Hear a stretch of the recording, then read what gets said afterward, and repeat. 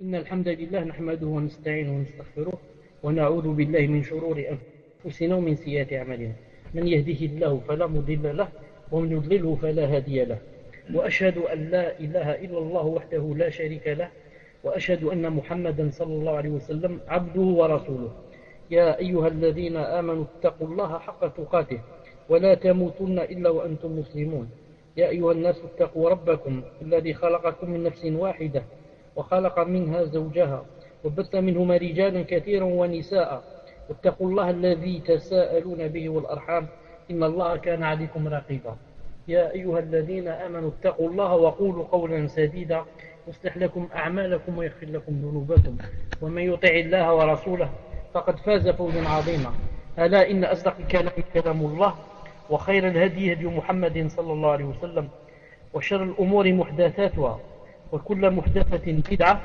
وكل بدعة ضلالة وكل ضلالة في النار أما بعد. En cette soirée du samedi 29/11/1431 de l'Hégire, ce qui correspond avec le 6 novembre 2010, Inch'Allah Ta'ala, on va expliquer le hadith numéro 26 sur Riyad Salihin. Même si j'avais l'intention d'expliquer le 26 et le 27. Mais comme il y a eu un imprévu, donc on va, Inch'Allah Ta'ala, se suffire au hadith numéro 26. Ensuite, Inch'Allah Ta'ala, vous poserez vos questions et de préférence, l'admin, Inch'Allah Ta'ala, quand il posera les questions, il commencera par celles qui ont rapport avec le cours, bi'idhnillahi Ta'ala. Ensuite, Inch'Allah Ta'ala, on répondra aux autres questions, bi'idhnillahi Ta'ala. Donc, le hadith numéro 26, où il est dit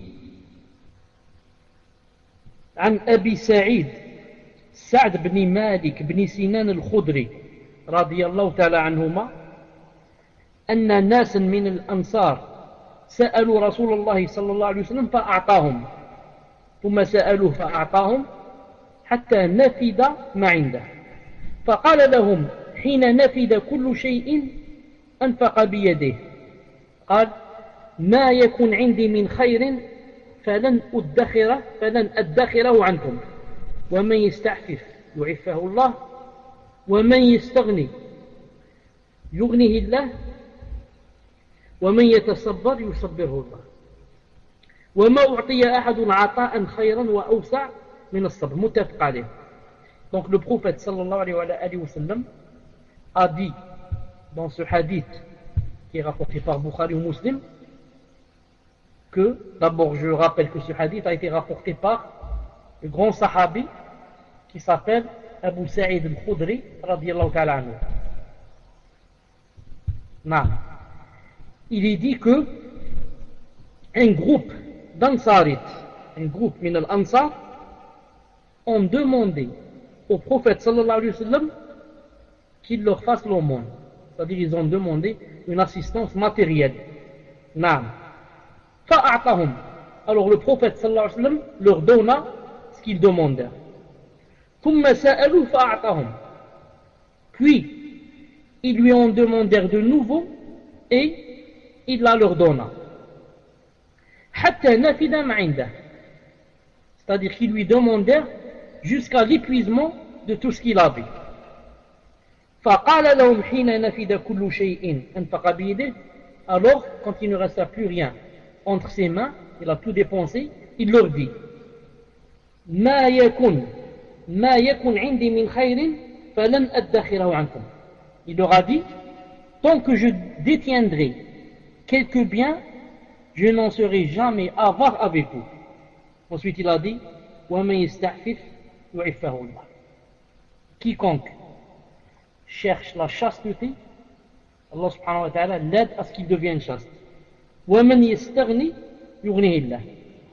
Et quiconque n'exprime pas son besoin, c'est-à-dire se suffit à lui-même, ne cherche pas à ce que les gens ont pour leur demander. Celui-là, Allah subhanahu wa ta'ala le met au-dessus du besoin. Ensuite il a dit وَمَنْ يَتَصَبَّرْ يُصَبِّرُهُ اللَّهِ. Et quiconque fait des efforts pour patienter, Allah ta'ala le fait patienter. Il lui donne la force pour patienter. وما أعطي أحد عطاء خيرا وأوسع من الصبر. Et nul n'a reçu de dons et de faveurs meilleurs et plus abondants que celui auquel Allah subhanahu wa ta'ala a donné la patience. Que celui auquel Allah subhanahu wa ta'ala a donné la patience. طيب. Maintenant, Inch'Allah ta'ala, on va donner un aperçu sur la biographie de Abu Sa'id al-Khudri radiyallahu ta'ala anhu. En fait, qui est Abu Sa'id al-Khudri radiyallahu ta'ala anhu? Comme vous devez savoir, Inch'Allah ta'ala, c'est un grand compagnon, c'est un grand compagnon radiyallahu ta'ala anhu. Donc on va dire Huwa, ce sahabi c'est qui? Huwa Sa'd ibn Malik ibn Sinan al-Ansari. Une seconde, Inch'Allah ta'ala, pour qu'ils puissent voir les deux à la fois. Donc c'est qui? C'est Sa'd ibn Malik ibn Sinan al-Ansari, al-Khazraji, appartenant à une tribu qui s'appelle Khazraj, très connue. Et bien sûr, quand on dit Ansari, ça veut dire il est de Médine. Ansari, ça veut dire de Médine, pas de la Mecque. C'est un sahabi jalil, grand compagnon. Min fuqaha is sahaba. Vous savez, les sahaba eux-mêmes, n'avaient pas tous le même statut. Il y en a parmi eux qui étaient des fuqaha, des savants, et d'autres non. Et d'autres de grands savants, et d'autres de petits savants, et comme ça. Celui-là, il fait partie parmi les grands savants des sahaba radiyallahu ta'ala anhu. I'tanaqa l'islam bakiran. Il a embrassé l'islam parmi les premiers. Parce que parmi les sahaba aussi, il y en a ceux qui ont embrassé l'islam parmi les premiers, et d'autres à la moitié, et d'autres à la fin. Et c'est l'un de ceux qui ont embrassé l'islam avant la puberté.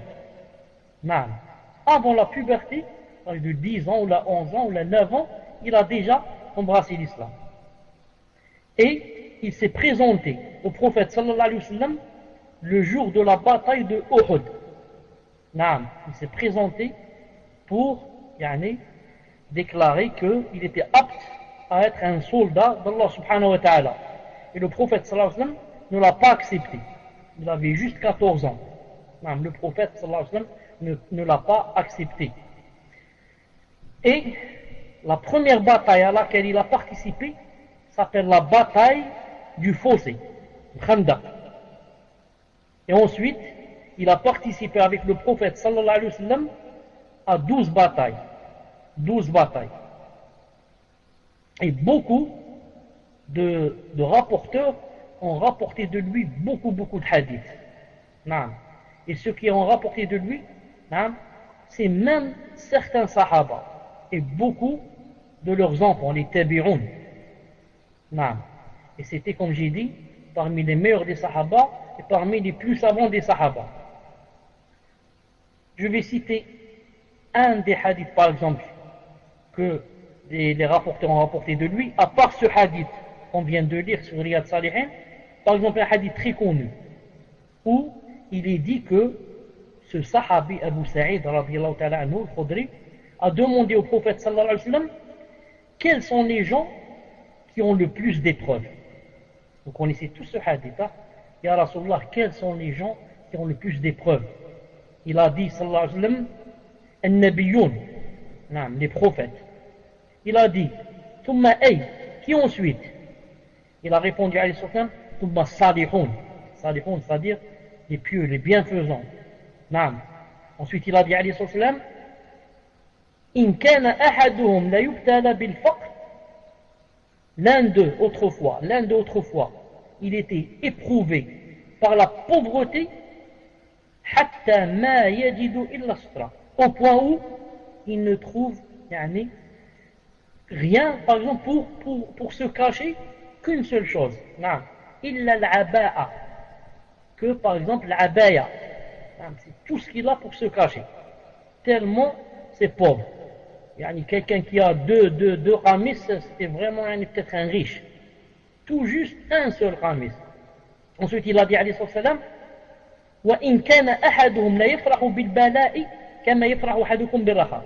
Et ces gens-là, ils étaient connus par quoi? Par le fait que l'un d'eux,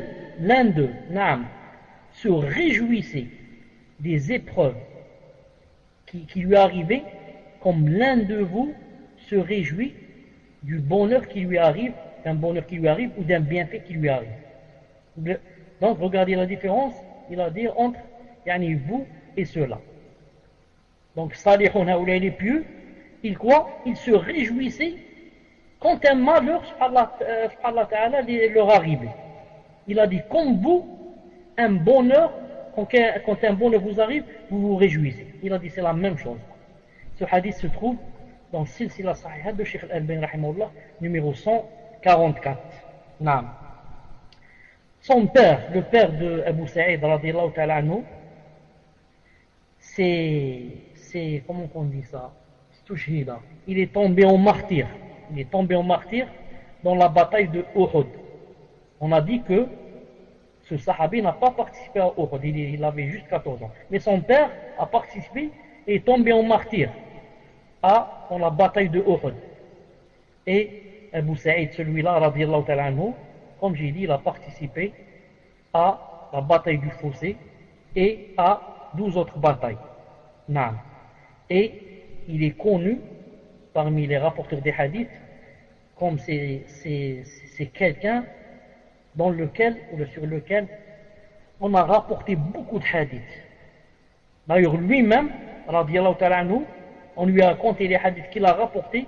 Il a rapporté 1170 hadiths. 1170 hadiths. Et il était connu, radiyallahu ta'ala anhu, qu'il aimait exhorter les gouvernants et les califes à quoi? À écouter et à suivre ce que Allah subhanahu wa ta'ala a fait descendre et à écouter les hadiths du prophète sallallahu alayhi wa sallam. Il leur faisait des exhortations dans ce sens.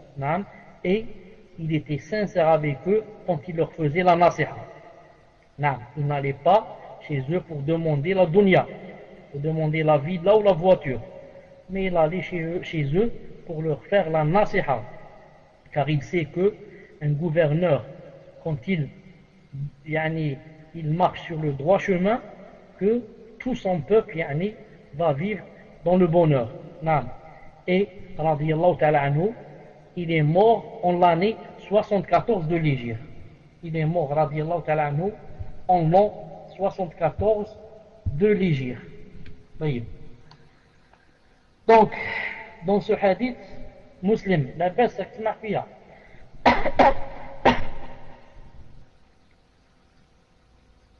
Alhamdulillah. Donc, dans ce hadith, le prophète sallallahu alayhi wa sallam, il est rapporté de lui, d'après ce grand sahabi Abu Sa'id al-Khudri, que certains gens ont demandé au prophète sallallahu alayhi wa sallam qu'il leur donne l'aumône, il leur a donné. Ensuite ils ont encore demandé, il leur a donné. Ensuite ils ont demandé, il leur a donné. Ensuite il lui est resté plus rien. Il n'a plus maintenant des choses à donner. Alors il leur a dit que si vraiment il y a quelque chose, je vous le donne.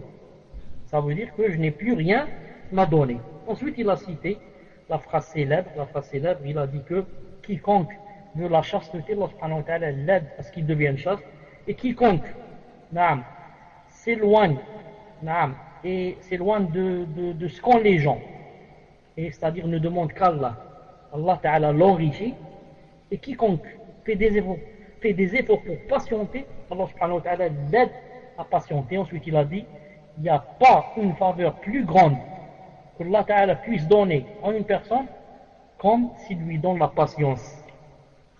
Cheikh bin Uthaymin rahimahullah dit, كان من خلق الرسول صلى الله عليه وسلم الكريم أنه لا يسأل شيئا يجد إلا أعطاه. Il a dit, il était, c'est-à-dire c'était très connu dans le comportement du prophète sallallahu alayhi wa sallam al-Karim, que jamais on ne lui demandait une chose qu'il avait sans qu'il la refuse. Non. Ça me rappelle un hadith qui se trouve dans Sahih Bukhari. Au point où une fois, une fois, si je ne me trompe pas, c'est une femme qui lui a dit, Ya Rasulallah, regarde le amis que ça fait longtemps que je suis en train de le coudre et que je t'ai offert et ou là que je veux t'offrir. Elle le lui a donné. Juste le temps qu'elle le mette entre ses mains, sallallahu alayhi wa sallam, il ne l'a pas encore vu comment il était, ni déroulé pour voir que quelqu'un lui a dit, Ya Rasulallah, donne-moi ce qamis. Et la preuve de ce que je disais, il le lui a donné, sallallahu alayhi wa sallam, sans hésiter. Au point où certains compagnons qui étaient présents à Koun, ont senti quelque chose. Et on dit à cette personne quelque chose en ce sens. Ils ont dit, ça se fait pas, regarde, il vient juste, de l'avoir, on vient juste de le lui offrir. Il ne l'a même pas mis sur son corps. Tu lui demandes comme ça, ça se fait pas, hein. Comment tu fais des choses pareilles? Qu'a-t-il répondu, ce compagnon, radiallahu ta'ala anhu, il a dit que, Wallahi, Allah subhanahu wa ta'ala est témoin que je n'ai pas demandé ça, car je veux m'habiller, ou là j'aime m'habiller, ou là pour je ne sais quelle raison, mais c'est juste pour que, quand je meurs, cet habit sera, rentrera avec moi, dans mon linceul et dans la tombe. Alors quand il a dit ça, bien sûr, tout le monde s'est tué. Mais le témoin du cours, c'est quoi? Jamais le prophète, sallallahu alayhi wa sallam, on ne lui demandait une chose qu'il pouvait donner, qui lui appartenait, et qu'il refusait. Et bien sûr, je crois que vous êtes d'accord avec moi que ce n'est pas une chose facile. Ce n'est pas une chose facile que tu puisses tout donner au point où tu restes les mains vides et que tu donnes les choses les plus chères pour toi. Donc le cheikh, rahimallah, dit وَمَا عُهِدَ عَنْهُ أَنَّهُ عَلَيْهِ الصَّلَاةُ وَالسَّلَامُ مَنَعَ سَائِلًا. Il a dit jamais il n'a été rapporté un seul hadith, un seul du prophète sallallahu alayhi wa sallam, qu'une fois on lui demanda une chose, il la refusa. بل كان يعطي عطاء من لا يخشى الفقر. Plutôt au contraire, il donnait comme donne quelqu'un qui n'a jamais peur de la pauvreté. Il donnait comme donne quelqu'un qui ne connaît pas la peur de la pauvreté. ويعيش في بيته عيش الفقراء. Et il vivait, alayhi salam, dans sa maison comme vit un pauvre. وربما ربط على بطنه الحجر من الجوع. Et il lui arrivait même des fois, sallallahu alayhi wa sallam, qu'il attachait un gros caillou sur son ventre juste pour atténuer les maux de la faim, les contractions du ventre quand on a faim. Donc maintenant il n'y a rien à manger, comment faire? Il n'y a qu'une solution, c'est de mettre quelque chose d'assez lourd sur son ventre. Donc il a attaché comme ça un gros caillou sur son ventre pour que il ne ressente pas le mal de la faim. Le cheikh dit فهو عليه الصلاة والسلام أكرم الناس وأشجع الناس. Il a dit, le prophète sallallahu alayhi wa sallam, c'est le plus généreux de tous les êtres vivants et le plus courageux de tous les êtres vivants. Le plus généreux, le plus courageux. فلما نفد ما في يده أخبرهم أنه ما من خير يكون عنده فليدخر عنهم. Maintenant, ils ont demandé, خلاص, il a tout donné. Maintenant, quand il a tout donné, comment qu'il va faire avec eux quand ils vont lui demander? Non.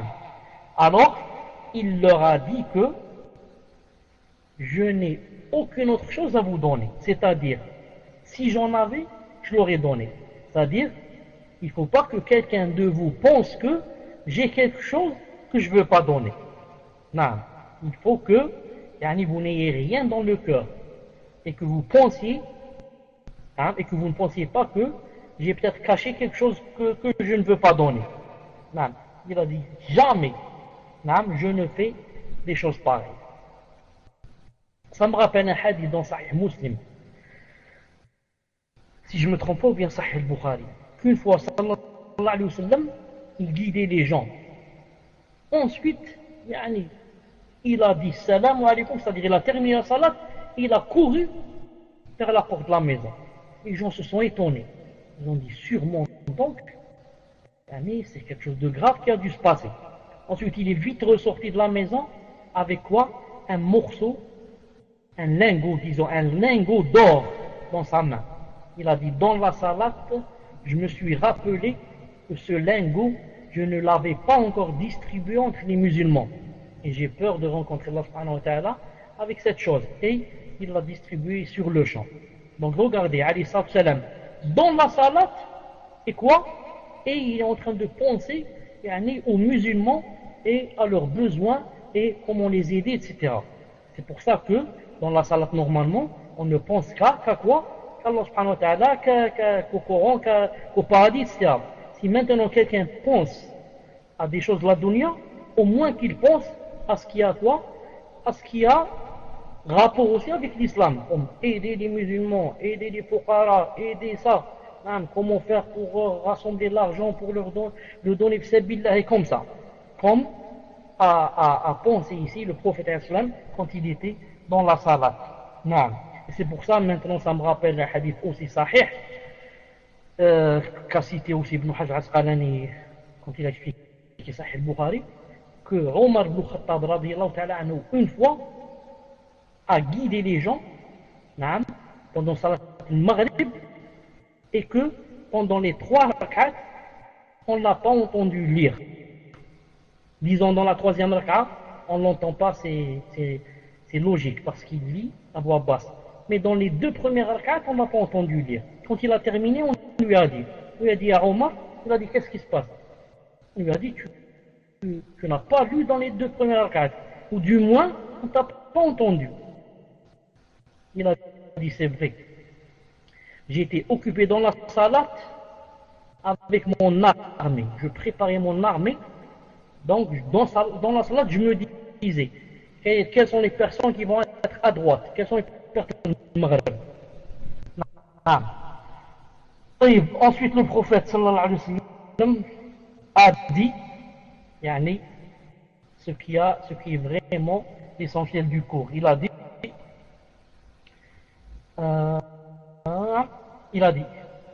وَمَنْ يَسْتَعْفِفْ يُعِفَّهُ اللَّهُ.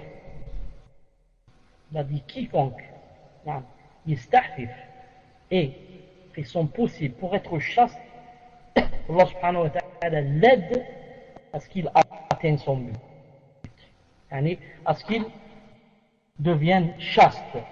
Le Cheikh rahimahullah dit quiconque voudrait la chasteté, Allah subhanahu wa ta'ala l'aide à ce qu'il devienne chaste.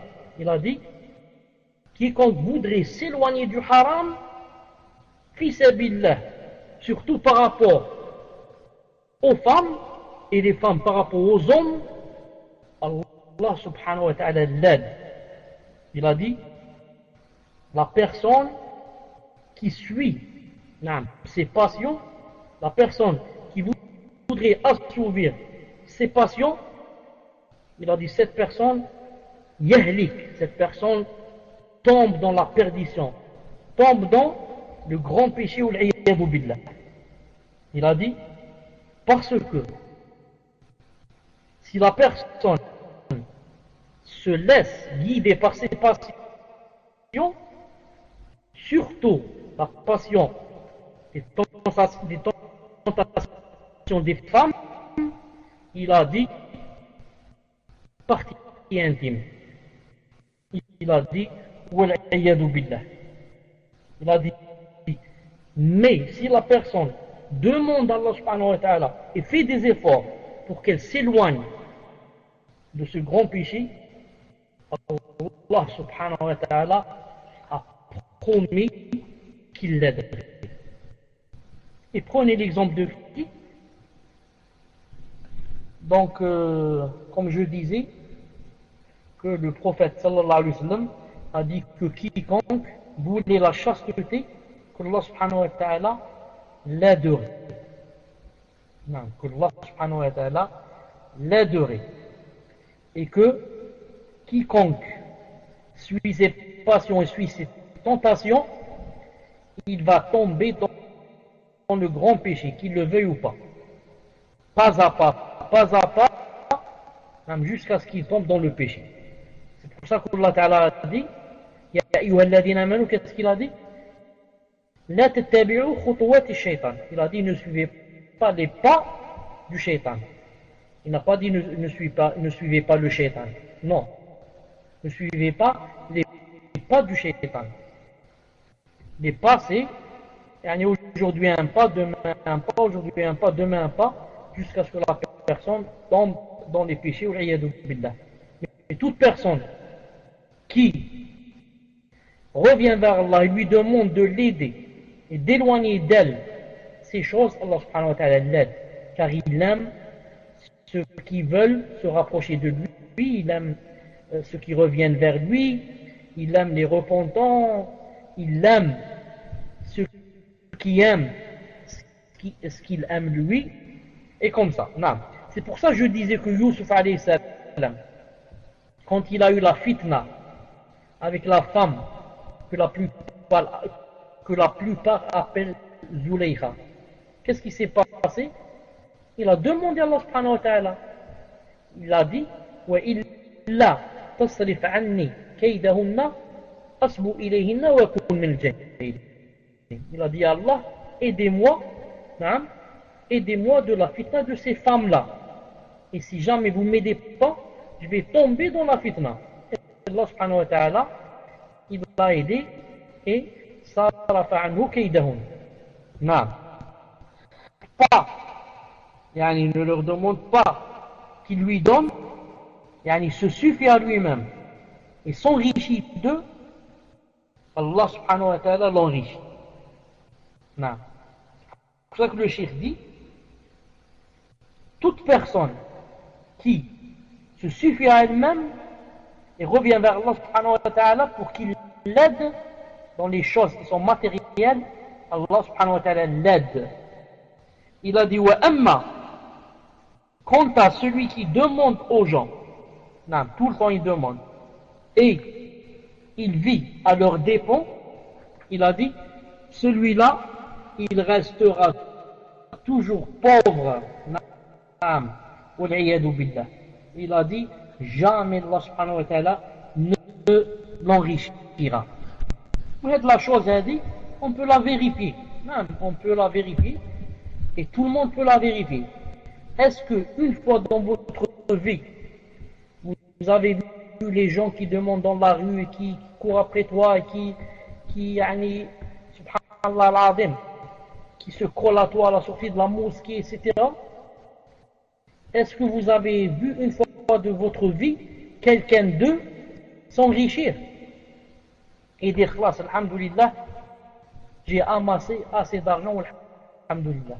Est-ce que ça existe là? Ça n'existe pas. Allah a dit, maintenant des gens font cette chose, le fait de demander aux autres, font cette chose comme quoi? Comme métier. Ce n'est plus à ni demander pour manger, ni demander pour boire, ni demander pour acheter des vêtements. Maintenant, c'est demander comme métier. Comme métier. Ah.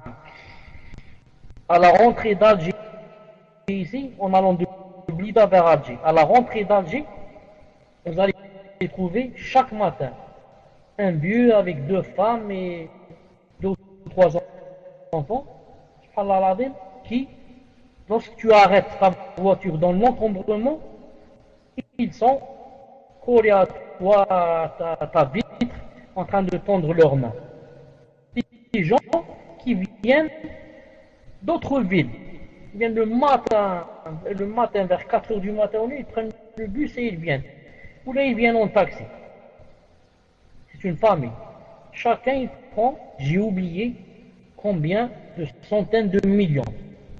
Combien de centaines de millions. Et ils ont même découvert chez elles de la drogue, des boissons alcooliques, et tout ce qui s'ensuit. Donc maintenant, c'est comme a dit le prophète sallallahu alayhi wa sallam, jamais une personne qui demande aux autres, qui insiste ça, confond cela et cela, ne l'enrichit Allah subhanahu wa ta'ala. Même si elle est riche, elle possède des voitures, elle possède des villas, Allah ta'ala la punira de sorte que elle sent toujours dans son cœur que quoi? Que c'est la personne la plus pauvre. Sans parler de ce qu'il attend Yawm al-Qiyamah. C'est pour ça que le cheikh ici dit, rahimahullah, il a dit wal-ghina ghina al-qalb. Il a dit la richesse, c'est la richesse du cœur. فإذا استغنى الإنسان بما عند الله عما في أيدي الناس أغناها الله عن الناس. Il a dit une personne qui ne dépend pas des autres. Ça me rappelle le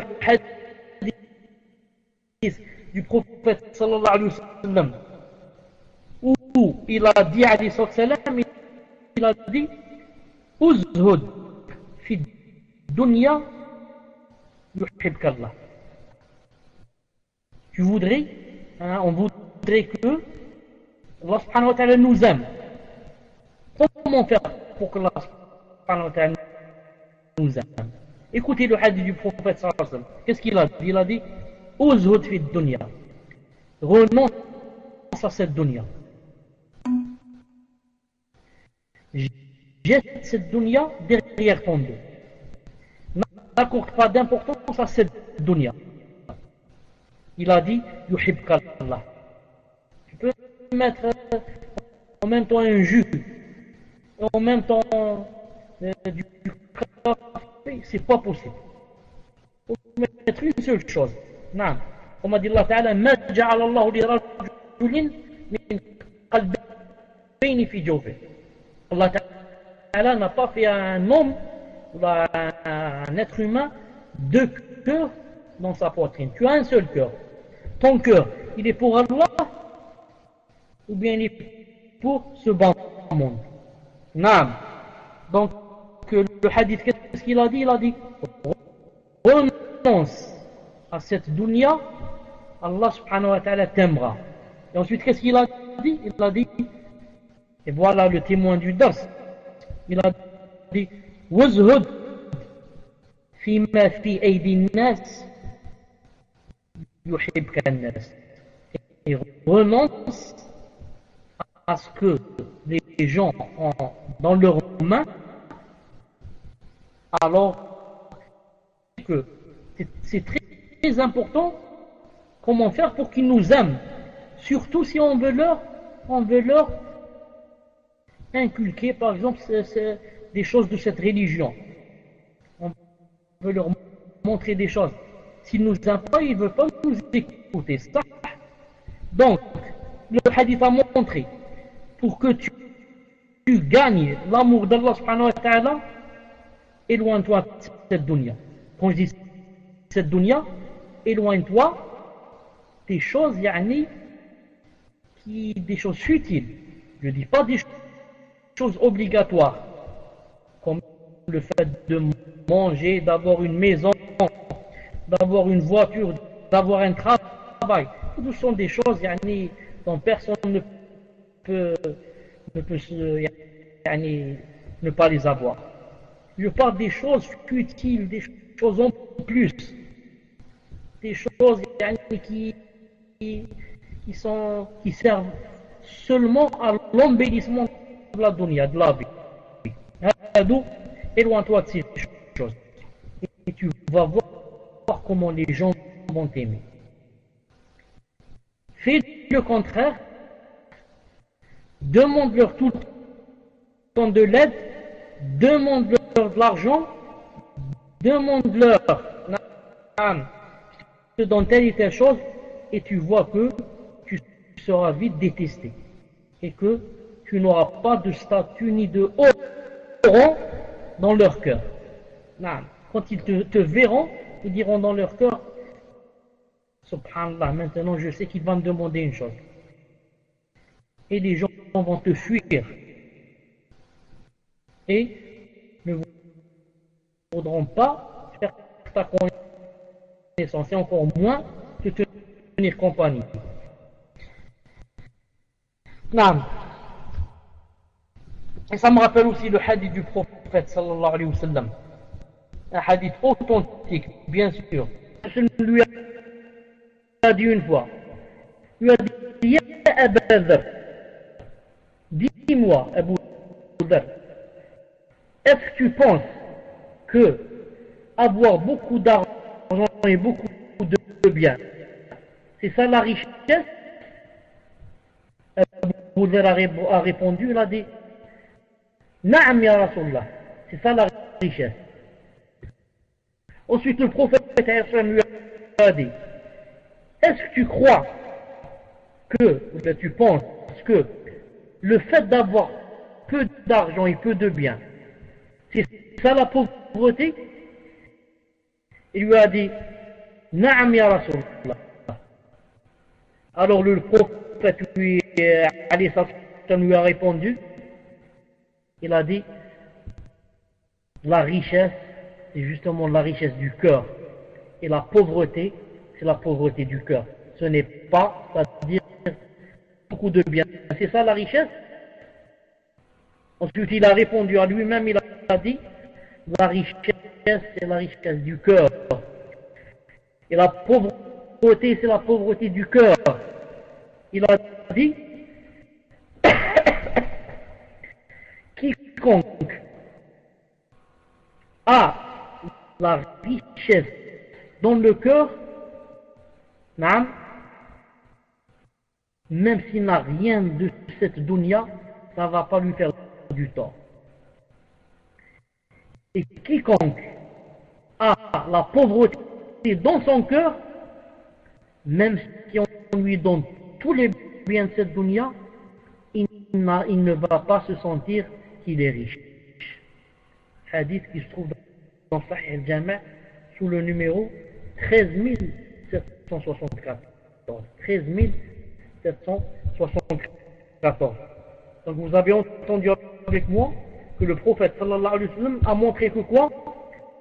Que la richesse était la richesse du cœur et la pauvreté du cœur.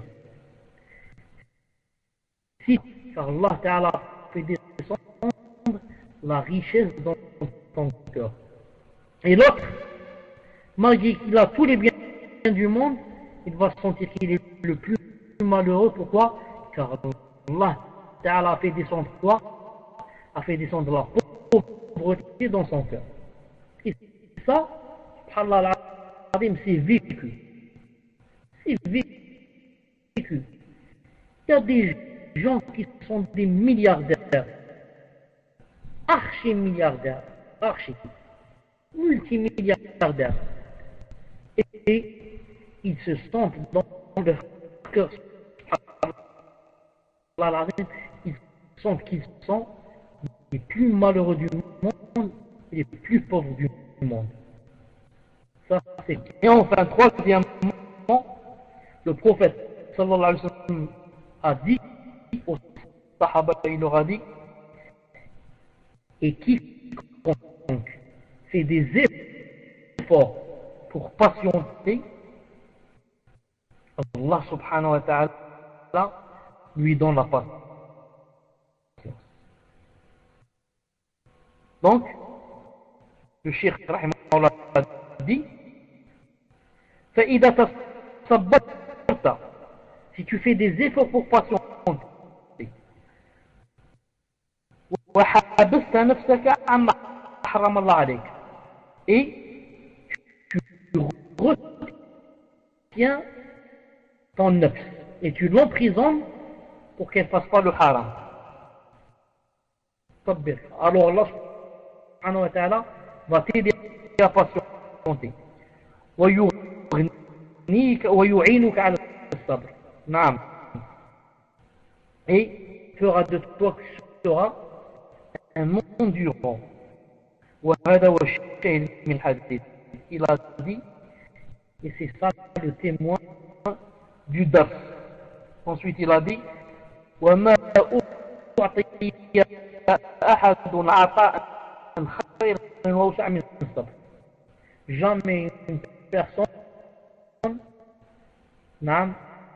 on lui donnera quelque chose de plus méritant que lorsqu'on lui donne quoi? On lui donne la patience. Si elle a des épreuves, elle va patienter. Si on lui fait du tort, elle va patienter. Et comme ça, il a dit ça, Allah subhanahu wa ta'ala, cette chose-là ne la donne pas à n'importe qui. Ne la donne pas à n'importe qui. Il faut, masha'Allah, yani, avoir un statut yani, pour atteindre ce rang-là. Pour atteindre ce rang-là. Et pour terminer, je vais faire la remarque, je ne sais pas si vous avez remarqué avec moi, que ces trois choses-là, devenir chaste, devenir riche dans le cœur, et parmi les passions, je suis un patient, alhamdoulilah, je suis devenu chaste. Mais le prophète a cité quoi? À chaque fois il a dit, si tu fais des efforts pour devenir chaste, Allah Ta'ala te rendra chaste. Si tu fais des efforts pour avoir un cœur enrichi, Allah Ta'ala enrichira ton cœur. Si tu fais des efforts pour patienter, Allah Subhanahu wa Ta'ala fera de toi un patient. Donc ce sont des choses qui quoi? Qui viennent, je travaille pas, etc. Même une fois il m'a dit, pourquoi Allah Subhanahu wa Ta'ala ne me donne pas? Pourquoi Allah Subhanahu wa Ta'ala? Qu'est-ce que j'ai fait? Est-ce que j'ai fait des choses? Je lui ai dit, Allah Subhanahu wa Ta'ala. Est-ce qu'il y a une personne qui n'a pas fait de choses? Je voulais même lui dire que le fait déjà que tu dises je n'ai rien fait, c'est déjà un grand péché. Le fait de dire je n'ai rien fait, c'est déjà une tazkiya. C'est l'auto-admiration. Ça veut dire toi, à me donner une... Allez. Et il a fumé une cigarette pendant la journée. Et même cette personne, à moi elle m'a dit une fois, je me suis énervé, j'ai dit pourquoi Allah Ta'ala ne me donne pas, j'ai pas voulu faire salat maghrib. Il a dit, j'ai pas voulu faire salat maghrib jusqu'au soir. J'ai dit, subhanallah, subhanallah.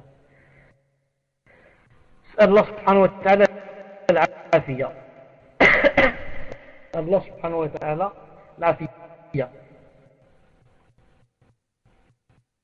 C'est dommage aujourd'hui pour 1-2-1-2, c'est dommage que yani qu'il y ait beaucoup pour devenir patient. Tu fais des efforts pour avoir un cœur enrichi. Même pour le ilm, pour la science. Est-ce que tu t'endors et le lendemain tu vas te lever, tu vas te trouver savant? Même la science, il faut quoi? Il faut faire des efforts. Le prophète sallallahu alayhi wa sallam a dit dans un hadith, qu'est-ce qu'il a dit? Il a dit إنما العلم بالتعلم. إنما العلم بالتعلم. Il a dit la science vient en quoi? En faisant des efforts pour apprendre. La science, ce n'est pas la science des soufis. Tu dors et le lendemain, tu te réveilles, tu es un savant.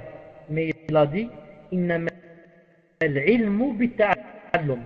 Si tu veux la d'aujourd'hui, on va passer aux questions-réponses dans, Inch'Allah, 2 ou 3 minutes. On va répondre aux questions, le temps de me préparer et que vous vous prépariez, Inch'Allah ta'ala. Subhanakallahumma wa bihamdik. Ashhadu an la ilaha illa ant, astaghfiruka wa atubu ilayk. Assalamu alaykum wa rahmatullah. Assalamu alaikum. Une sœur demande, mon beau-père, le père de mon époux. Mon beau-père, le père de mon époux, a fait un rêve me concernant. Il se promenait et arrivait à un endroit où il y avait plusieurs grandes mosquées en construction. Il voit là-bas un jeune homme qui était dans le chantier. Celui-ci vient alors le voir et lui demande: Tu ne me connais pas? Je suis la personne la plus proche de... Donc 3 points. Il cite le prénom de la sœur. Je m'appelle Mbarak. Prénom berbère qui signifie à peu près Baraka et Mubarak en même temps. Quelle est la signification de ce rêve, Cheikh Barakallahu fikum? Donc l'autre question. Assalamu alaikum wa rahmatullahi wa barakatuh. Barakallahu fik. Barakallahu fikum pour vos durus. Qu'Allah vous préserve ainsi que votre famille.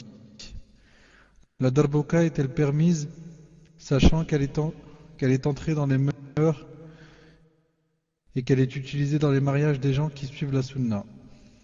Tfadal Cheikh. Donc pour le rêve, je voudrais dire, avant cela, je voudrais dire que c'est dommage toutes les coupures qu'il y a aujourd'hui. Aujourd'hui, le son n'est vraiment pas bon.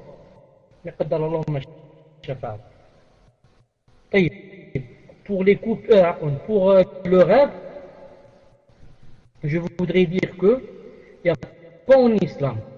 Il n'y a pas en islam que tous les rêves, on peut les interpréter. Il n'y a pas ça en islam. En islam, il y a des bases comme ça sur lesquelles on peut se baser pour expliquer ou interpréter certains rêves.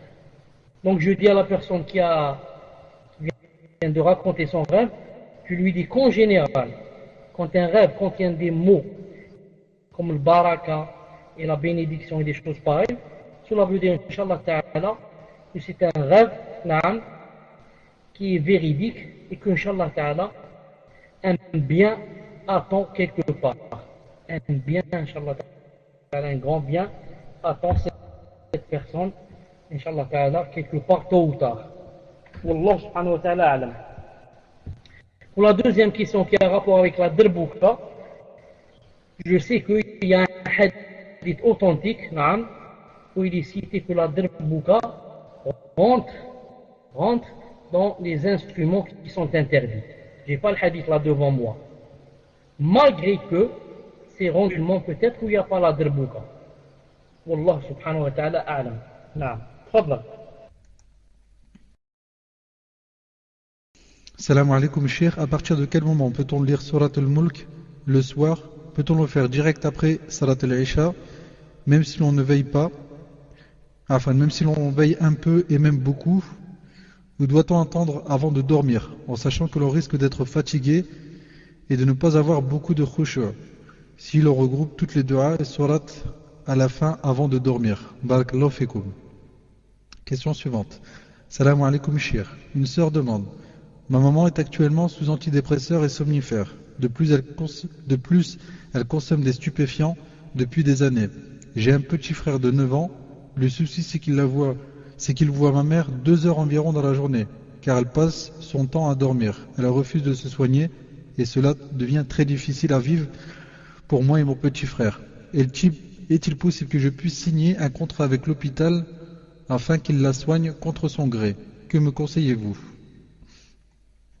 Question suivante. Salam alaikum.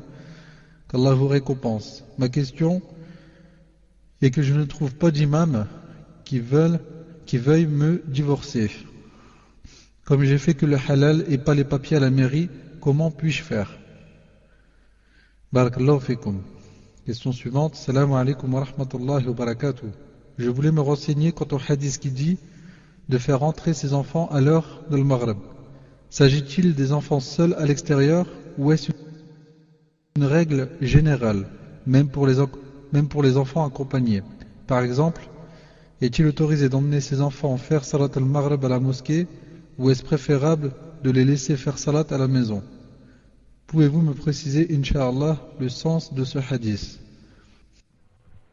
Je n'ai pas entendu la troisième question, non, et je n'ai pas compris que veut la sœur de la cinquième question. Que veut la sœur de la cinquième question?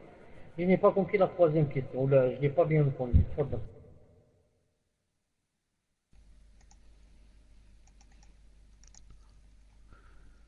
Non, donc la troisième, elle dit qu'elle ne trouve pas d'imam qui veulent la divorcer, car elle dit en fait qu'elle s'est mariée islamiquement, mais pas civilement. Et donc elle dit que personne ne veut la divorcer.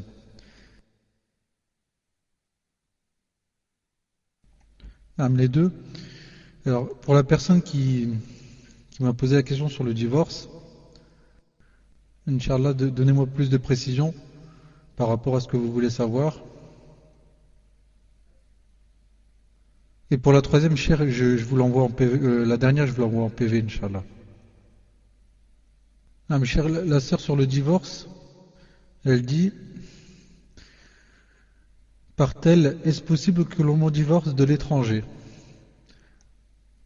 Est-ce que son mari qui est un étranger peut la divorcer par téléphone? Tfadal, cher.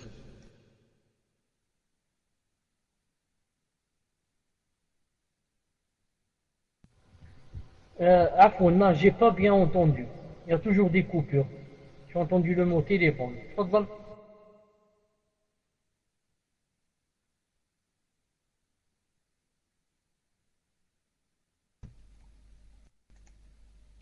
Elle demande si son mari qui est à l'étranger peut la divorcer par téléphone. Est-ce que le divorce en fait peut se faire par téléphone? Tfadal, cher.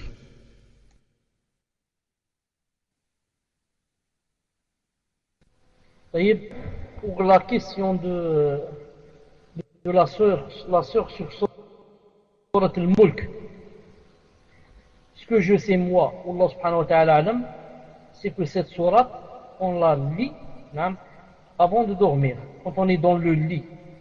Allah subhanahu wa ta'ala alam. Maintenant, si la personne dit que des fois elle est fatiguée et qu'il n'y a pas trop chaud, etc., je lui dis tout simplement, qui t'a dit que c'était obligatoire de la lire chaque nuit? Non, qui t'a dit ça? Le jour où tu es fatigué, le jour où il n'y a pas trop chaud, le jour, tu lis d'autres doigts et tu t'endors. Non. Tu lis le Kursi, tu lis les dernières Aman al-Rasul bimanzil ilayh, tu lis le Kafirun, tu lis Qul Wallahu. Non, c'est pas obligé de la lire chaque nuit. Non. Moi personnellement, je ne la lis pas chaque nuit. Pour l'antidépresseur, ou là je ne sais pas ce qu'elle a dit, en ce qui concerne sa mère, si elle sait que vraiment sa mère est en train de, sans le vouloir, d'aggraver son cas, et que si elle continue comme ça, elle risque même de vraiment d'empirer, peut-être même de mourir. Dans ce cas, elle peut signer quelque chose pour qu'elle se fasse soigner, qu'on la soigne, même si elle ne veut pas elle. Si on sait quoi? Si on sait que, en restant comme ça, elle va s'aggraver et que, en signant le contrat, ça va, Inch'Allah Ta'ala, dans son intérêt. Naam. Pour le mariage, pour le divorce par téléphone, c'est possible. Les savants ont dit que on peut divorcer par téléphone, soit en parlant, soit en envoyant un SMS. Mais il faut qu'on soit sûr que c'est vraiment la personne elle-même qui vient de parler, d'envoyer le SMS. Et surtout, c'est mieux encore s'il y a deux témoins qui entendent. Il y a deux témoins qui entendent qu'il vient de divorcer par téléphone. Pour les enfants, pour Salat al-Maghrib et à la nuit, je ne sais pas, je ne connais pas dans l'explication s'ils parlent des enfants quand ils sont seuls ou là quand ils sont avec leurs parents. Mais nous, si on va prendre avec ce qui est général, c'est que les enfants qui ont 4, 5 ans, 6 ans, qui sont encore jeunes, de préférence, ils restent à la maison. De préférence qu'ils n'aillent pas pendant juste le Maghrib, qu'ils n'aillent pas, même si c'est avec leurs parents à la mosquée. Parce que c'est le moment où les djinns se répondent, etc.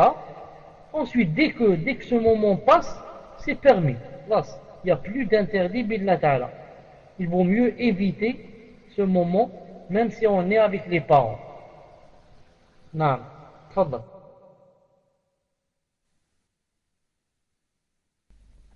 Salam alaikum wa rahmatullahi wa barakatuh. Quel est le meilleur jeûne auprès d'Allah? Celui du lundi et jeudi ou celui des 13e, 14e, 15e jour du mois lunaire? Barakallahu fikum wa jazakumullahu khayran. Question suivante. Assalamu alaikum wa rahmatullahi wa barakatuh, cher. Qu'Allah vous préserve. Une personne demande: je travaille dans une usine, j'ai réussi à trouver une pièce pour faire la prière, mais je ne sais pas s'il est possible d'y faire la salade car il s'y trouve dans cette pièce une douche individuelle dans laquelle il y a un espace pour se prosterner, donc sur le carrelage, et non dans le bac à douche. Est-il permis d'y faire la prière? Qu'Allah vous récompense. Question suivante. Assalamu alaikum wa rahmatullah. Pouvez-vous me conseiller un ou plusieurs livres pour une jeune fille pubère mais qui a le comportement d'un enfant? C'est-à-dire que je ne peux pas lui donner des livres trop compliqués. Elle serait vite démotivée. Pour qu'elle apprenne sa religion, barakallahu fikum. Question suivante. Assalamu alaikum wa rahmatullah. Qu'Allah vous accorde al-Firdaus ya Sheikhana.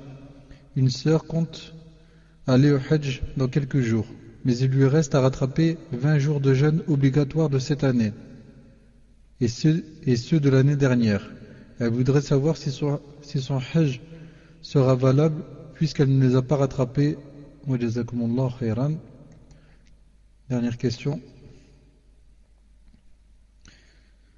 Salam alaikum cher, voici ma question.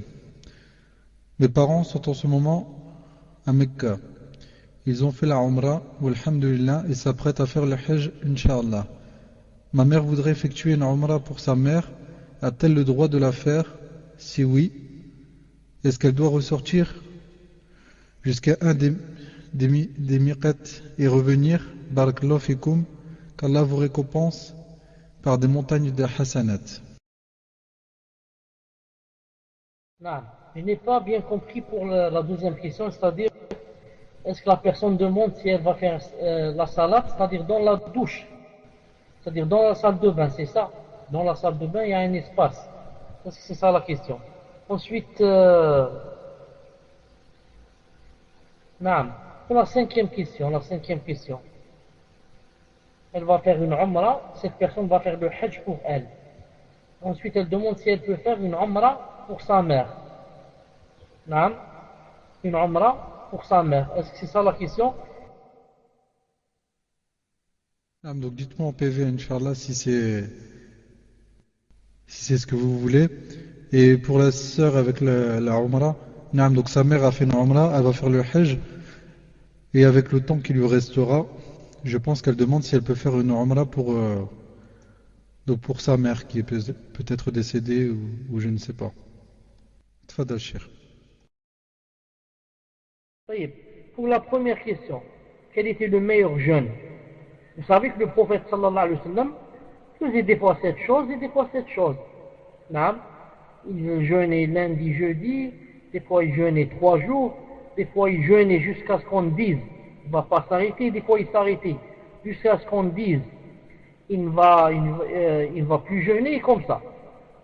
Si une personne donc maintenant a l'habitude de jeûner le lundi et jeudi, a pris cette habitude, et elle peut terminer comme ça toute sa vie, sauf lorsqu'elle est en voyage, lorsqu'elle est malade, etc., c'est masha'Allah. Si une autre personne, a pris l'habitude de sommer 13, 14, 15, de jeûner 13, 14, 15, et elle peut aussi persévérer comme ça, jusqu'à ce qu'elle meure, je lui dis masha'Allah. Et vous savez que jeûner lundi et jeudi, c'est plus que jeûner 3 jours seulement de chaque mois. Car si on va jeûner chaque lundi et jeudi, ça veut dire quoi? Ça veut dire qu'on a jeûné 8 jours par semaine. Car il y a 4 semaines dans le mois, et lundi et jeudi, chaque semaine, ça veut dire quoi? Ça veut dire que on va jeûner 4 fois 2, c'est-à-dire 8 jours. Et 8 jours, c'est plus, dans le nombre, que seulement 3 jours par mois. Donc l'essentiel dans tout ça, c'est quoi? C'est d'avoir une sunna à suivre. Que ce soit lundi, jeudi, ou que ce soit 13, 14, 15. Si on fait l'une des deux, on doit suivre au moins une de ces deux sunnas et de la maintenir jusqu'à la mort bi'idhnillah ta'ala. Donc cela revient à la personne elle-même, qu'est-ce qu'elle peut faire? Est-ce qu'elle peut lundi et jeudi jusqu'à sa mort, ou elle peut seulement 3 fois par semaine? C'est pour ça qu'il ne faut pas se précipiter et dire moi je peux lundi et jeudi, ensuite un jour abandonner. Non. C'est pour ça que je conseille, si on n'est pas sûr de jeûner lundi et jeudi, alors qu'on jeûne 13, 14, 15, c'est déjà vraiment une grande chose si on pouvait jeûner comme ça toute sa vie. Alors le prophète sallallahu alayhi wa sallam aimait la persévérance dans les adorations, même si les adorations n'étaient pas, disons, comment on dit, même si le nombre n'était pas grand, mais le muhim, la persévérance dans quoi? Dans les adorations. Pour la deuxième question, il est permis, s'il n'y a que la douche, et qu'il y a un endroit dans la douche, subhanallah, où on peut faire la salat. Par exemple, il y a la baignoire à ma droite, ensuite, à ma gauche, c'est vide, par exemple, il n'y a rien, et que vraiment il n'y a que cet endroit, et il n'y a pas de souillure, il n'y a pas de najasa, je peux, Inch'Allah Ta'ala, faire la salat là-bas. Tfaddal. Cher Afwan, sur cette question, en fait, si je comprends bien ce que demande le frère, c'est que je pense en fait que c'est une cabine de douche. C'est une cabine en fait c'est juste une douche à l'intérieur. Et il dit en fait donc il y a l'évacuation de la douche.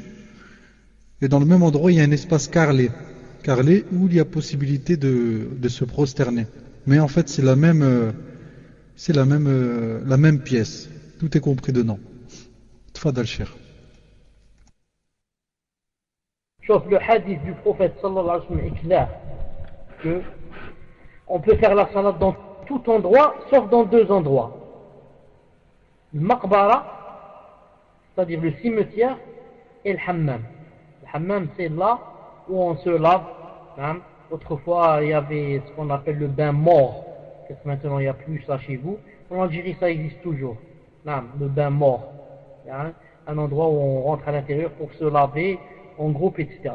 المهم Cheikh al-Islam Ibn Taymiyyah rahmatullah a donné une fatwa dans son Majmou' al-Fatawa que c'est interdit, cette interdiction reste valable sauf si on n'a plus d'autre solution, et que si je fais pas la salat maintenant dans le bain, la douche ou là, ça veut dire que je vais la rater. Il a dit l'importance de l'heure prévaut sur l'importance de l'endroit. C'est une règle là. Il a dit que l'importance du moment et de l'heure prévaut sur l'importance de quoi? De l'endroit. Maintenant, s'il y a une contradiction entre l'endroit et l'heure, on doit prévaloir l'heure. Ici, il y a un interdit sur l'endroit, qui est le bain mort, ou la douche, et il y a une obligation de faire la salat à l'heure. Comment je fais? S'il n'y a plus de solution, je dois faire la salat même dans le bain mort. L'essentiel, pourquoi?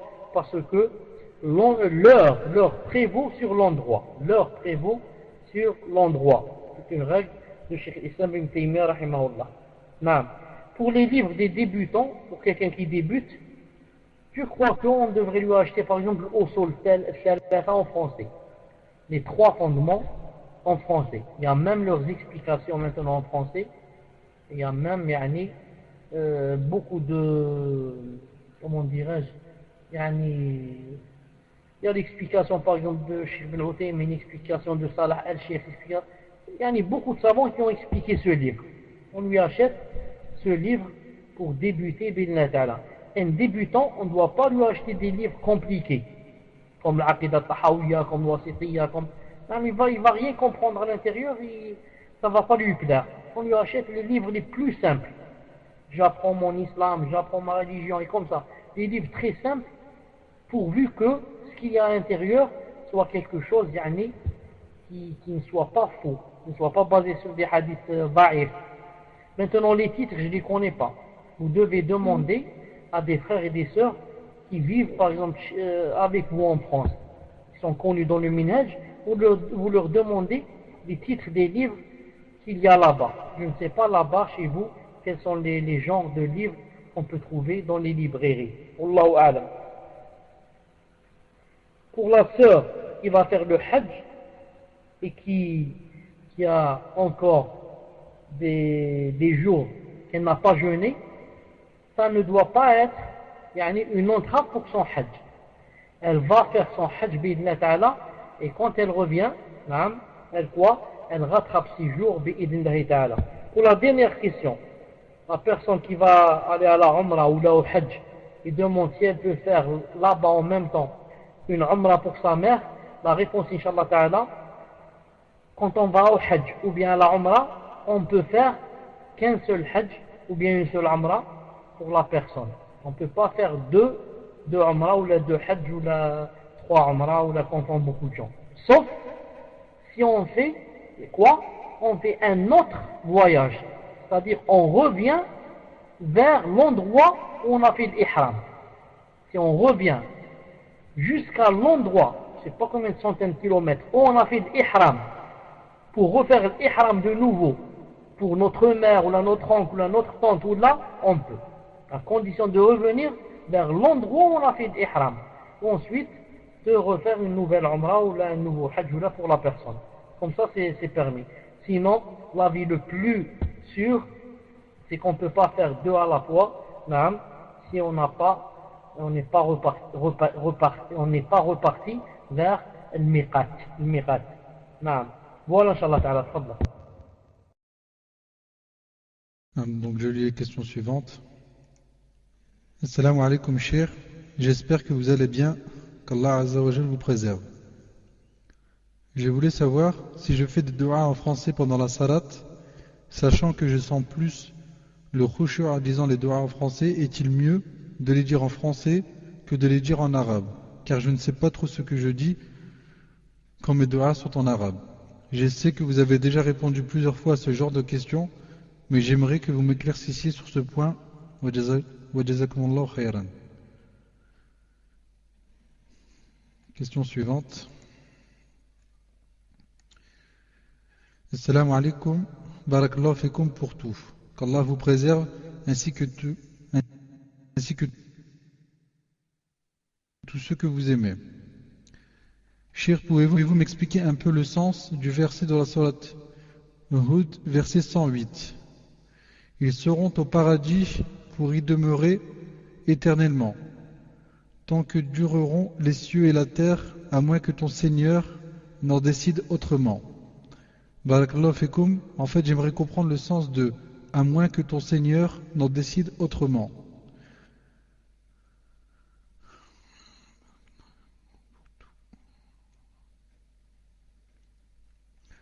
Voilà, question suivante. Salam alaikum cher.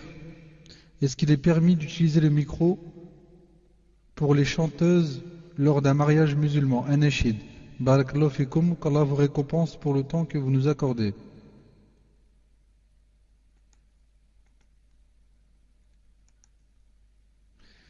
Assalamu alaikum wa rahmatullahi wa barakatuh. Voilà la question d'une sœur. J'ai divorcé d'un converti, mais je continue à voir mon ex-beau-père par rapport à ma fille. Mais il est mécréant. Je voulais savoir si je peux me dévoiler devant lui, comme lorsque j'étais marié avec son fils. Barakallahu fikum, qu'Allah vous récompense. Cheikh, vous avez 4 ou 5 questions? Je pense 4.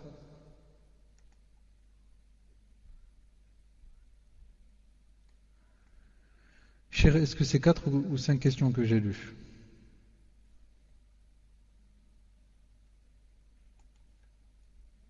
Donc je lis une dernière, Inch'Allah. Barakallahu fikum. Salam alaikum, Cheikh. Il arrive parfois de se réveiller 20 minutes le matin avant le shuruk et de constater un liquide qui peut être dû à un rêve érotique. Et donc le temps de se préparer d'aller à la... et qu'il reste 5 minutes pour faire le ghusl et la prière, ou que les ablutions, quand j'ai pas eu de liquide, que faut-il faire dans une telle situation? Dois-je faire le lavage même si le temps de subh expire, ou dois-je faire le tayammum? Cheikh, tfadal Cheikh. Afwan Muslim, pour la question de la sœur qui a dit j'ai divorcé d'un reconverti. Il y a eu des coupures, je ne l'ai pas entendu. J'ai entendu seulement que j'ai divorcé d'un reconverti et qu'il avait un fils ou quelque chose comme ça. Fadlan. Non, cher, donc sur cette question, je résume, Inch'Allah. Donc elle était mariée à un converti, elle a eu une fille, et à l'heure d'aujourd'hui, elle voit toujours donc son ex-beau-père, c'est-à-dire donc le père de son ex-mari, par rapport à leur fille, pour les droits de visite, etc., je pense. Wallahu a'lam. Et elle demande si devant son ex-beau-père, donc le père de son ex-mari, est-ce qu'elle peut toujours se dévoiler comme elle le faisait avant ou pas? Tfadal Cheikh. طيب pour la première question, Bismillah ar-Rahman ar-Rahim, Salat salam ala ashraf al-mursalin. فيه صوت, tu m'entends? Alhamdulillah. طيب, pour la personne qui dit si elle pouvait faire des doigts en français dans la salat, des doigts en français dans la salat, et qu'elle dit que elle ressent plus de khushu' qu'en les faisant en arabe, car elle ne connaît pas bien l'arabe, Je dis à cette personne, Orti, tu sais bien qu'il y a beaucoup de divergences dans cette chose-là, et que si tu voudrais, Inch'Allah Ta'ala, prendre de mon avis, qui est toujours un avis, c'est tout, pour sortir des shubuhat, des ambiguïtés, je te conseille, comme de laisser les doigts en français. Pourquoi? Pour hors salat. C'est-à-dire dans la salat, essaye de ne pas, tu es sûr que ta salat, bi'idnahi ta'ala, est dans les normes. Aucune personne ne peut te dire pourquoi tu as parlé seulement en arabe. Mais si tu vas parler quelque chose en français, certains savants peuvent te dire pourquoi tu as parlé en français alors qu'il y a des divergences dans cette chose. Donc, toi, est-ce que c'est obligé de faire les doigts dans la salat? Laisse les doigts quand tu termines la salat. Ou là, pas spécialement quand tu termines la salat, je veux dire quand tu n'es pas dans la salat. Quand tu n'es pas dans la salat, fais les wudu et lève tes mains. Lève tes mains quand tu es dans la cuisine, quand tu es dans la chambre à coucher, quand tu es dans le salon. Lève tes mains et fais des doigts en français pendant des heures et des heures. Allah subhanahu wa ta'ala comprend le français, c'est lui qui a créé cette langue. La diversité dans les langages, c'est un de ces signes. وَمِنْ آيَاتِهِ خَلْقُ السَّمَاوَاتِ وَالْأَرْضِ وَاخْتِلَافُ أَلْسِنَتِكُمْ وَأَلْوَانِكُمْ. Donc, Inch'Allah Ta'ala, laisse il fait de sorte que la salade soit seulement en arabe. Quand tu termines la salade, tu es, comme je disais, tu sens quelque chose dans ton cœur qui t'exhorte à faire des doigts, de préférence. Fais des ablutions de préférence, ce n'est pas aussi une obligation. C'est mieux, c'est tout. Et lève tes mains et fais des doigts en français pendant des heures et des heures. Allah subhanahu wa ta'ala t'entend, comprend et t'exaucera bi'idnillahi subhanahu wa ta'ala. Naam. Pour la deuxième question, la personne qui a dit qu'il y avait un verset qu'elle avait cité en français qui parlait du paradis et que les gens seront éternellement au paradis à moins que ton Seigneur ne veuille autre chose ou là, comme elle a dit. Elle a dit pourquoi Allah Ta'ala a dit illa ma sha Allah ou illa ma sha rabbuk. Alors que tout le monde sait que le paradis c'est éternel. Pourquoi Allah Ta'ala a dit sauf si ton Seigneur en veut autrement. La réponse, je dis même s'il y a un avis de certains savants comme Ibn al-Qayyim et son maître Cheikh Islam aussi Ibn Taymiyyah, même s'il y a cet avis qui dit que l'enfer viendra le jour où il va se terminer, malgré cela tous les savants sont unanimes pour dire que le paradis ne se terminera jamais. Je dis donc, même s'il y a une divergence pour l'enfer, il y a une unanimité pour le paradis que c'est un autre cas et que il ne se terminera jamais. Je reviens pour l'enfer pour dire aussi que l'avis le plus fort, le plus juste, c'est quoi? C'est que l'enfer aussi ne se terminera jamais. Éternel, sempiternel. Et c'est aussi l'avis, le deuxième avis, le plus fort de Cheikh l'Islam Ibn Taymiyyah rahimahullah. Maintenant, pourquoi Allah Ta'ala dit sauf s'il veut pour le paradis et pour l'enfer? La réponse très simple. Pour que tu saches et que tu mettes dans ton cœur que dans toutes les choses, il y a quoi? Il y a la volonté d'Allah Ta'ala. C'est-à-dire que s'il veut, il va les arrêter. S'il veut, il arrête ce paradis, il le ferme, il le fera. Et s'il veut, il arrête cet enfer, il le ferme, et personne ne peut entraver sa volonté. C'est juste pour te rappeler à chaque fois que toujours il y a la volonté d'Allah, c'est lui qui commande, c'est lui qui fait ce qu'il veut. Naam. Et s'il voulait, il les fermerait.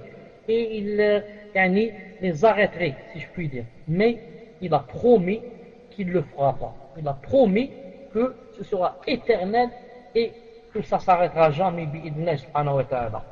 Voilà la réponse, Inch'Allah ta'ala. Naam. Est-ce que c'est possible pour des sœurs dans le mariage de prendre le micro et de faire des anachid dans le micro? Un anachid dans le micro en lui-même n'est pas interdit. Ce qui est interdit, est-ce qu'en prenant le micro, les hommes vont les entendre de dehors ou pas? Il faut voir ça, c'est tout.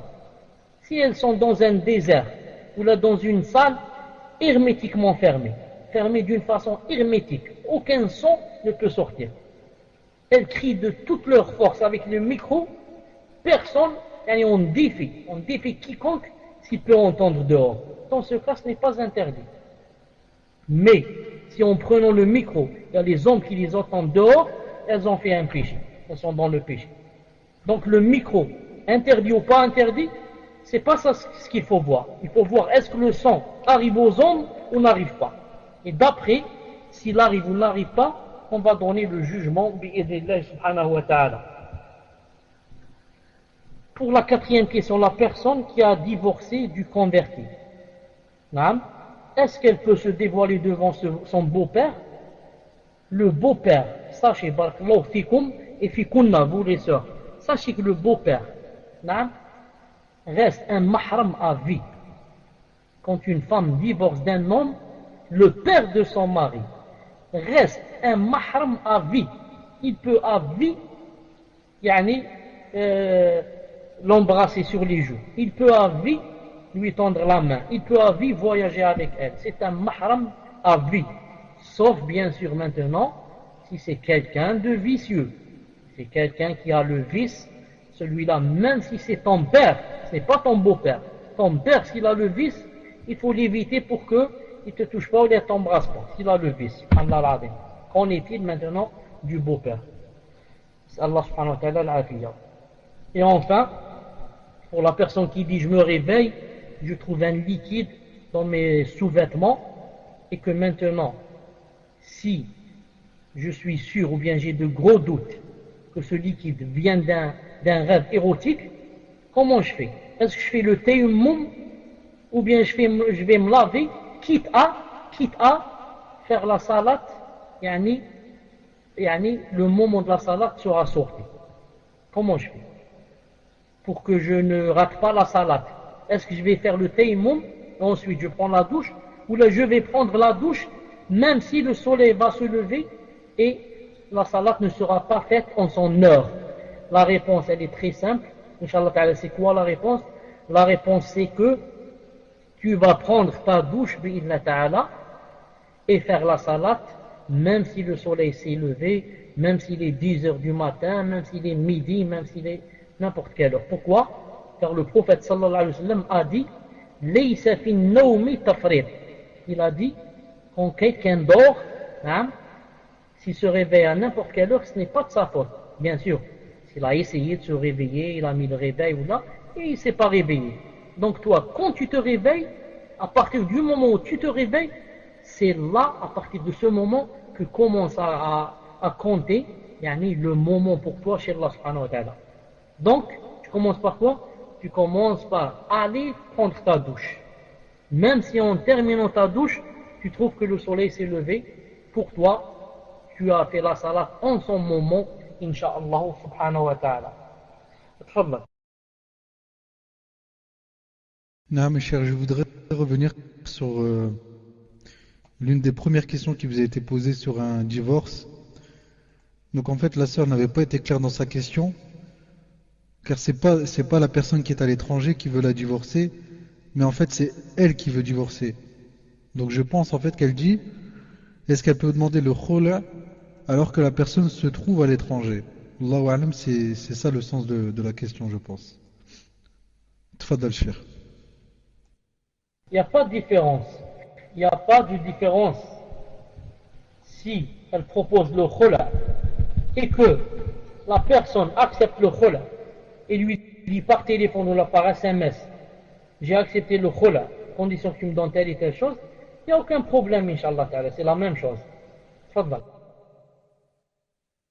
Et la réponse que vous avez donnée pour la douche, pour le ghusl plutôt, elle dit avant je croyais qu'il fallait faire le tayammum et plusieurs fois j'ai fait le tayammum. Dois-je refaire ces prières, Cheikh? Car je ne savais pas, j'ai cru bien faire. Tfadal Cheikh. Non, elle ne refait pas ses prières. Les prières passées, elle ne les refait pas. Elle les a faites avec jahl. Comme le hadith du prophète sallallahu alayhi wa sallam qui a vu quelqu'un prier, et qu'est-ce qu'il fait? Il ne priait pas, quoi, ou pas celui-là. Comme le hadith du prophète sallallahu alayhi wa sallam, où la sœur de Zaynab bint Jahsh, qu'est-ce qu'elle lui a dit? Elle lui a dit que ça fait, je ne sais pas combien de temps qu'elle ne faisait pas de prière. Pourquoi? Car elle avait des métrorragies. Et elle croyait que les métrorragies empêchaient la salat, istihada. Elle croyait que les métrorragies, c'est comme les menstrues. Elle a dit, moi ça fait un bon temps que je ne fais pas la prière à cause de ce sang. Il lui a dit non, ça c'est les métrorragies. Ça ne doit pas empêcher de faire la salat. Voilà comment tu fais, voilà comment tu fais. Mais, qu'est-ce qu'il lui a pas dit? Il ne lui a pas dit, va refaire les salats que tu n'as pas faites autrefois. Ça fait, je ne sais pas combien d'années qu'elle fait comme ça. Il ne lui a pas dit, va refaire les salats. Donc, quelqu'un qui fait une chose sans le savoir, jahlan, na'am, on lui dit pas, va refaire la salat. Sauf si la salat n'est pas encore sortie du moment. On est toujours en son moment, on lui dit, va la refaire maintenant, comme le prophète a dit à cette personne qui se trompait 3 ou 4 fois devant lui, il lui dit, va refaire la salat. Il refait, il vient, il lui dit, va refaire la salat. Vous connaissez le hadith, 2 ou 3 fois, va refaire la salat. Pourquoi? Parce que on est toujours au moment de la salat. Naam. سبحانك اللهم وبحمدك أشهد أن لا إله إلا أنت أستغفرك وأتوب إليك. Rendez-vous Inch'Allah ta'ala mercredi prochain. وآخر دعوانا الحمد لله رب العالمين. السلام عليكم ورحمة الله وبركاته.